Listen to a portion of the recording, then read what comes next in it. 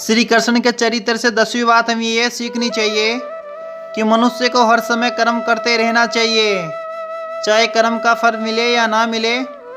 असफल होने पर कर्म का त्याग कभी नहीं करना चाहिए।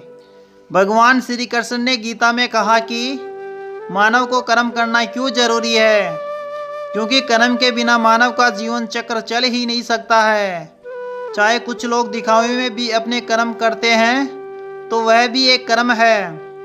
अर्जुन ने भगवान श्री कृष्ण से कहा कि अगर आपको कर्म से श्रेष्ठ ज्ञान का मार्ग लगता है तो मुझे इस भयंकर युद्ध जैसे कर्मों में क्यों लगा रहे हो।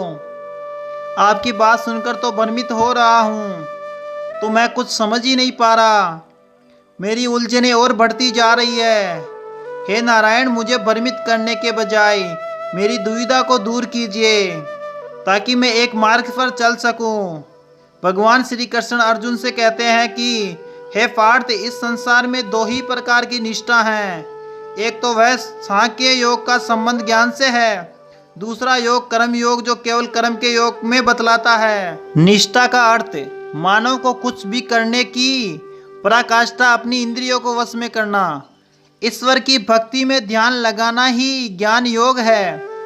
श्रीमद् भागवत गीता का सार यही कहता है कि कर्म करते रहो, कभी निराश होकर मत बैठो कि मुझे सफलता नहीं मिली। ज़्यादातर लोग जीवन में असफल हो जाते हैं तो कुछ करना ही छोड़ देते हैं। अगर आप कुछ करना ही छोड़ देंगे तो आपके जीवन में कुछ नहीं बदलने वाला। अगर आप बार बार हारने के बाद भी फिर उठ चलने की हिम्मत रखते हैं तो विश्वास रखना आपकी जीत निश्चित होगी। तो अपनी असफलता होने पर ना घबराइए, कभी भी अपने कर्म का त्याग ना करें और मानव को हमेशा कर्म करते रहना चाहिए।